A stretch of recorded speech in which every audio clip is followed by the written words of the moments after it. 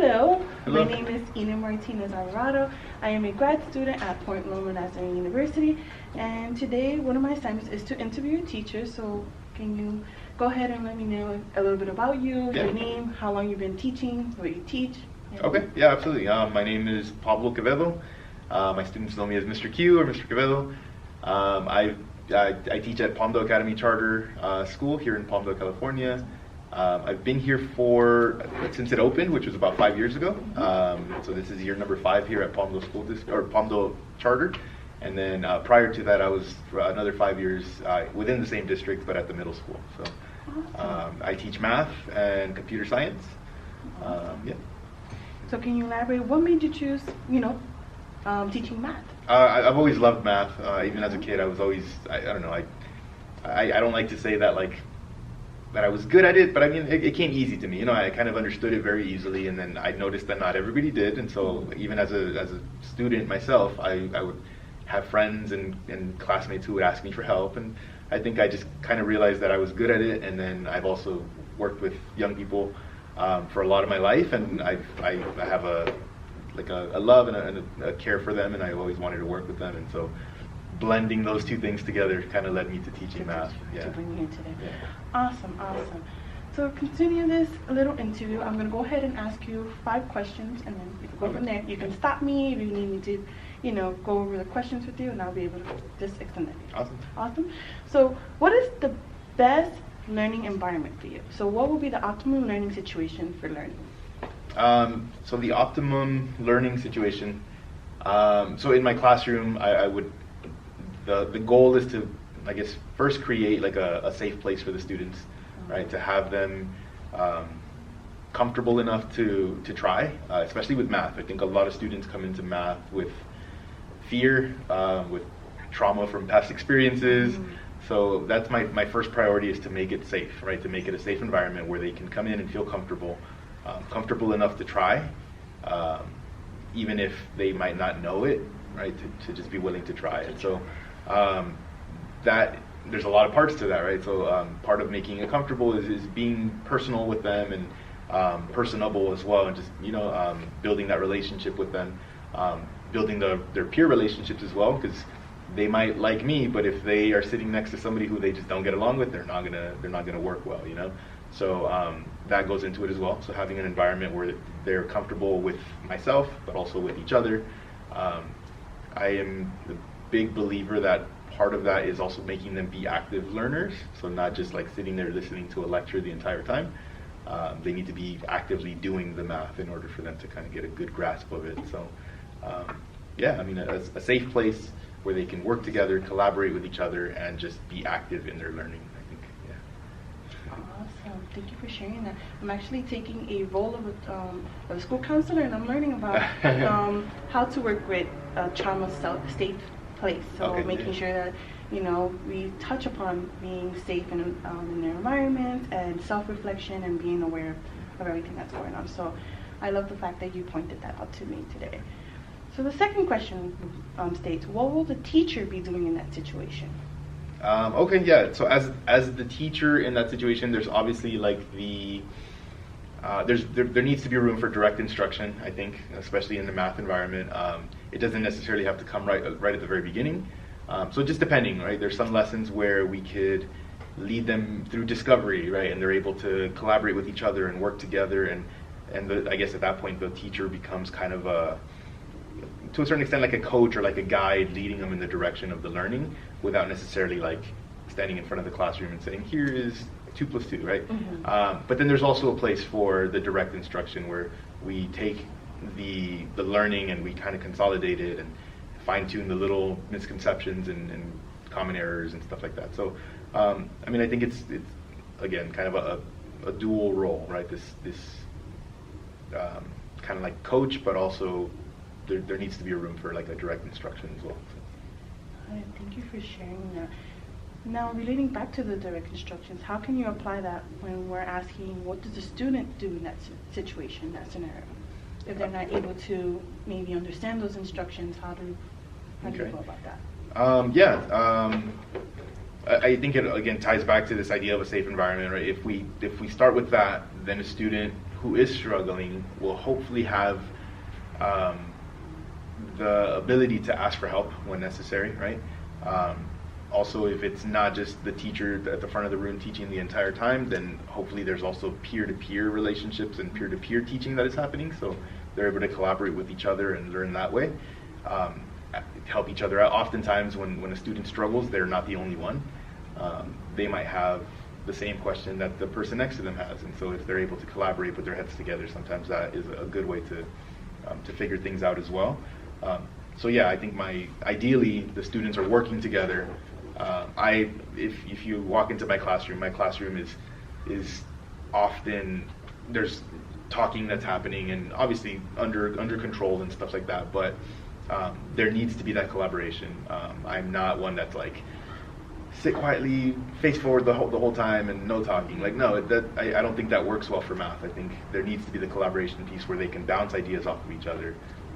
So yeah, they're just very collaborative. And then since the teacher is also kind of facilitating and making my way around, if the student does need help, then they can ask. So. And that's a great way to actually build like connection within each Yeah, other. absolutely. Outside the classroom and in the classroom. Yeah. Leading to our next question, it states, what kind of learning materials would these students be using? Okay. Learning materials. We are a one-to-one like Chromebook school, so we have Chromebooks accessible. Maybe just me, I am a big believer in paper pencil as well, though. When it comes to math, I need to see that work. There's some great technology out there, but I think we also can't beat the good old-fashioned paper and pencil. So, I mean, Chromebooks when necessary, when useful, not just for the purpose of like, hey, we're using technology today, but for the purpose of like leading to some discovery or some good instruction. Manipulatives as much as possible.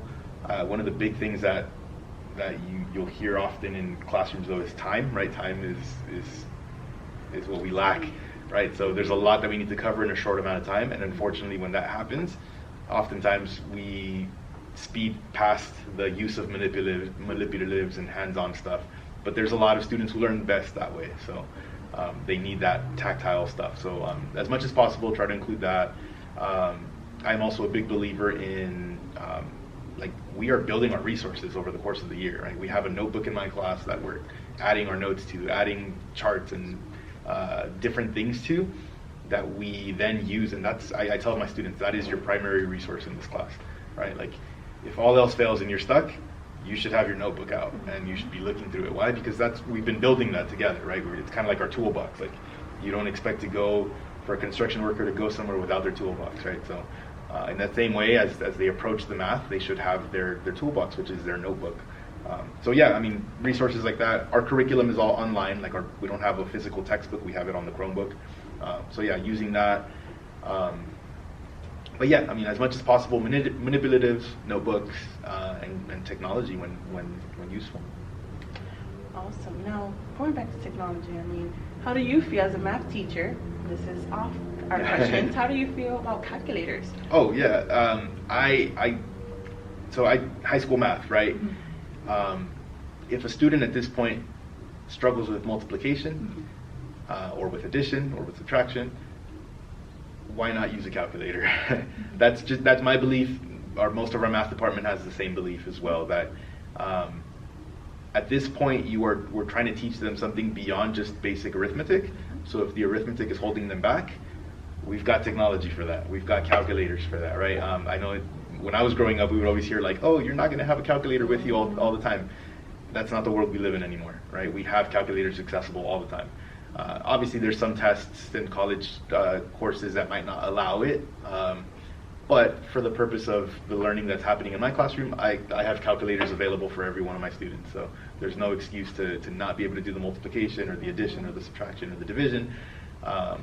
That's not what I'm necessarily assessing them on. I'm teaching them the higher level stuff. So if the arithmetic is what's holding them back, we've got resources for that, right? We've got calculators. And that's awesome that you actually touch on that, because the next question is asking, what will assessment look like to you? Okay, assessment is ongoing, and everything is assessment, really.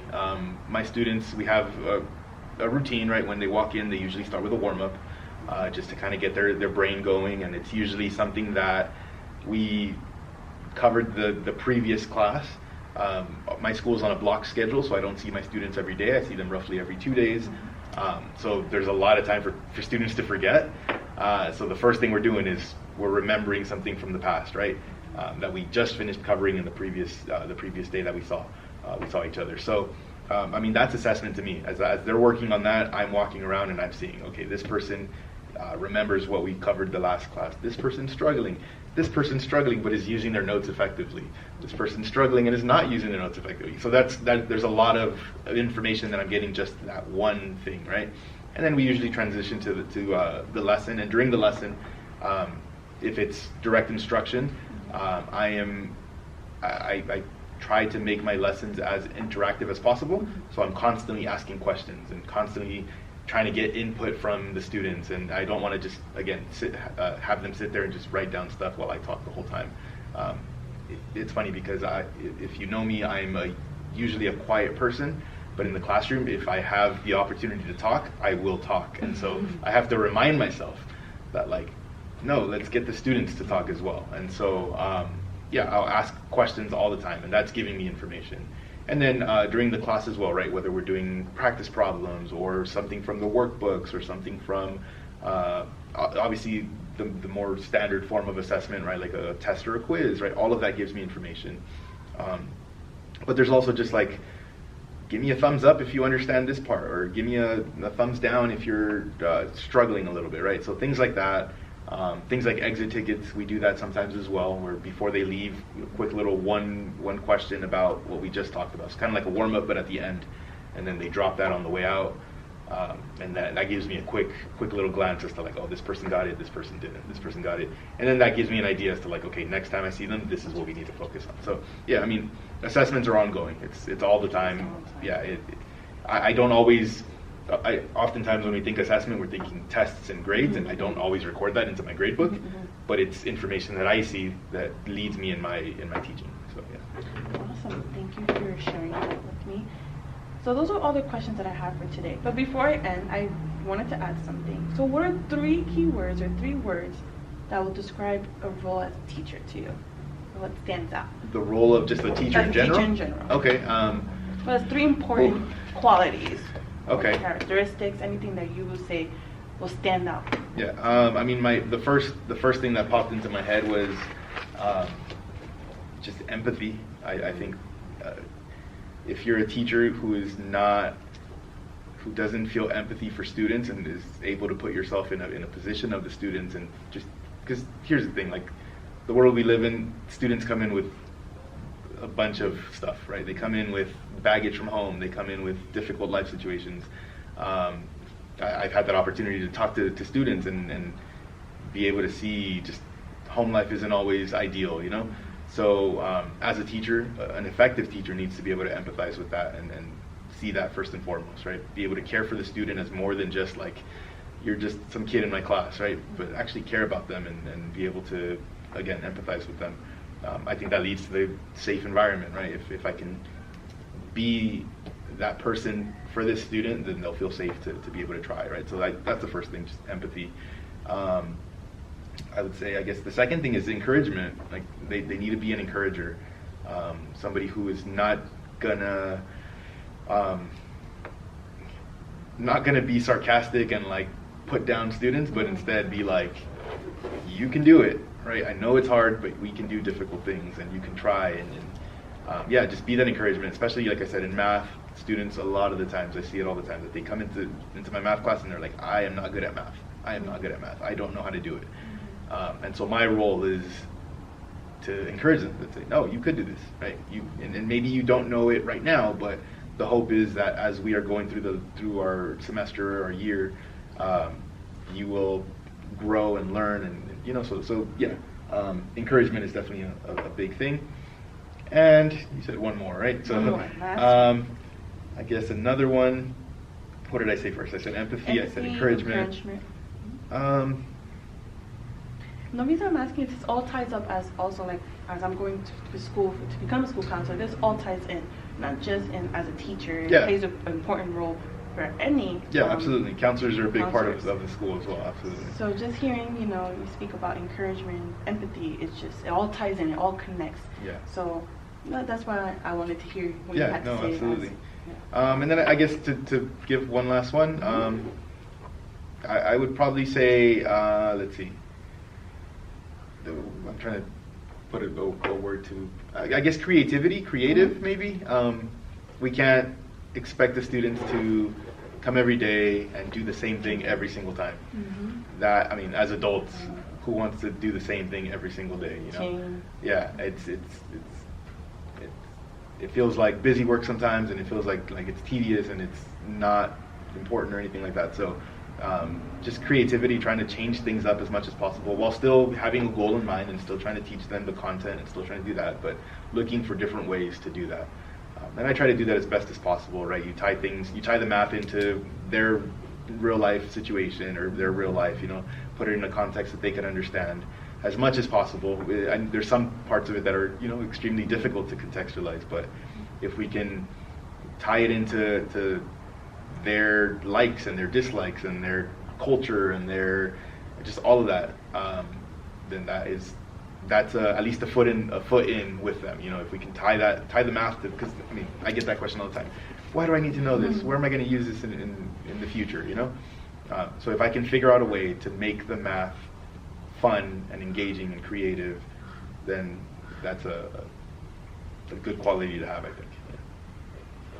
Thank you for sharing your answer with me. I want to say you're doing an amazing job as a teacher, and give you all thumbs up. That will conclude our interview for today. And thank you for taking your time to interview. Absolutely. Thank you. Thank you.